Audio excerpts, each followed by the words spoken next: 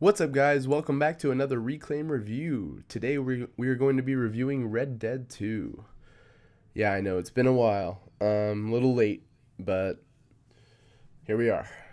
So we're going to be doing it a little bit differently. It's going to be the same concept. I'm going to be giving the review, and then we're going to go into a spoiler discussion. However, the spoiler discussion will be a separate video this time. So we're just going to have this spoiler-free review right now and this video, and then we'll do a separate video with the spoiler discussion you guys can check out once you're finished with the game or whenever you're ready. Alright, well, enjoy. This review wasn't the easiest to write.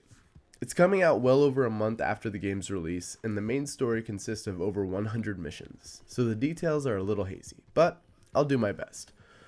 In the 60 to 70 hours I spent with this game, I had an absolute blast, most of the time. Graphically, the game is beautiful. Gorgeous open vistas are always just a horse ride away. Red Dead 2 environments are some of the most impressive to come out this year. The character models range from pretty damn good to downright horseshit, depending on how integral they are to the story.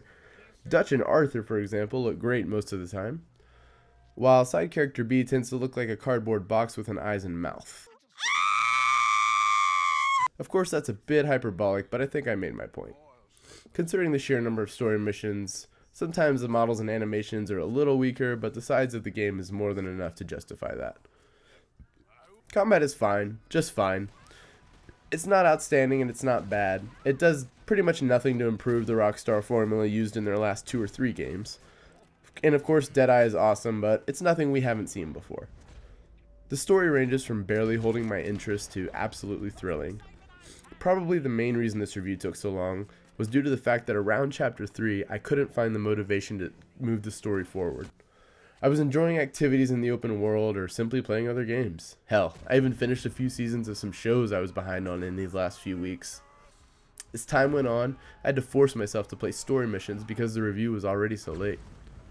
Once I got to the final chapter, however, I was back in, and the 2 epilogues kept me enthralled as well, despite the change of pace they brought. The writing wasn't solid all the way through, but it really came together towards the end, I thought. In terms of menu navigation, the game is only a slight improvement over the clunky GTA 5. And I still have a few more complaints, but I do want to get to what makes this game truly special: the open world. The freedom to do what you want. The game does a great job of making you feel like you're in a living, breathing world. You can interact with every living person in the game. Your actions have consequences, which is actually another small complaint of mine. Sometimes the NPCs are a little too sensitive, and it can make getting a bounty on your head a little more commonplace than you'd like.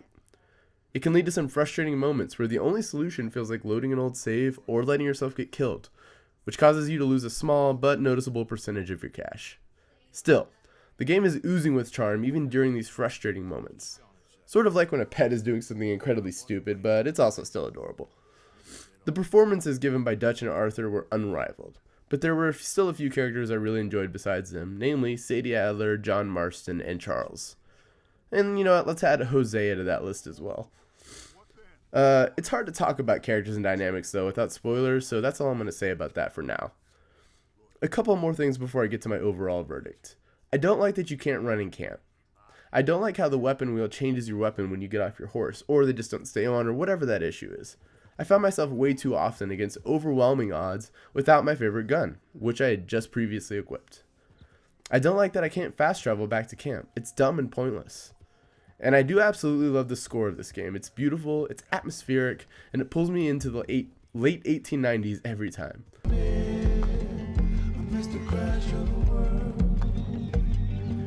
Did I hear a thunder? Did I hear you break? I can't quite remember just what guided me this way. The core system I could live without, but it was fine once I was in the rhythm of the game. Unfortunately, I didn't do too much hunting or crafting, so I can't speak too much to that, but the small amount I did, I actually really enjoyed. The side content in this game is also pretty phenomenal. Most side quests honestly feel like main quests and have substance, and I love that. Even helping random strangers on the side of the road can lead you down a rabbit hole. The world truly feels alive, and that's where this game is at its best. Overall, the game is great. It won't be for everyone. The prologue alone will weed out a lot of impatient people.